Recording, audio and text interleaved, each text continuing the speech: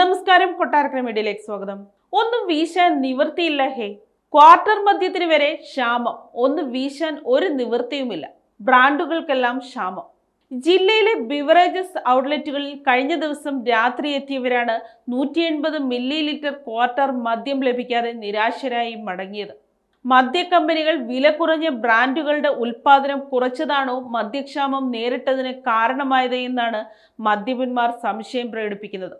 ശരാശരി 200 രൂപയ്ക്ക് മേലെ വിലയുള്ള ക്വാർട്ടർ മദ്യത്തിനാണ് കൊല്ലം ജില്ലയിൽ വിവിധ ഔട്ട്ലെറ്റുകളിൽ ക്ഷാമം നേരിട്ടത്. സർക്കാർ നേരിട്ട് ഉൽപ്പാദിപ്പിക്കുന്ന ജവാൻ മദ്യത്തിന് വരെയാണ് കഴിഞ്ഞ ദിവസം ക്ഷാമം നേരിട്ടത്. ജവാൻ മദ്യം ഒരു ദിവസം ഉൽപ്പാദിപ്പിക്കുന്നതിന് ശരാശരി 2 ലക്ഷം ലിറ്റർ വെള്ളമാണ് ആവശ്യമായി വരിക. ഇതിൽ കൈവന്ന അപാകതയാണോ മദ്യലഭ്യത കുറഞ്ഞതിന് കാരണമായതെന്ന് സംശയിക്കുന്നവരുമുണ്ട്. കഴിഞ്ഞ ദിവസങ്ങളിൽ ഒരു ലോഡ് ജവാൻ മദ്യം ജില്ലയിൽ എത്തിയതെങ്കിൽ ഔട്ട്ലെറ്റുകളിൽ ഇത് പെട്ടെന്ന് വിറ്റഴിയുകയുമായിരുന്നു.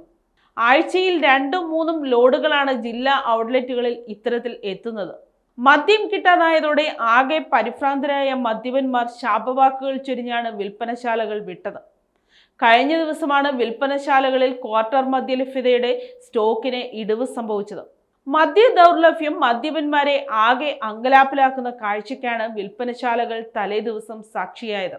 ഉത്സാഹഭരിതരായി കാണപ്പെട്ട മദ്യപന്മാരെ ആരെ നിരാശപ്പെടുത്തിയാണ് ബിവറേജസ് ഔട്ട്ലെറ്റുകൾ തലേ ദിവസം താഴിട്ടത്.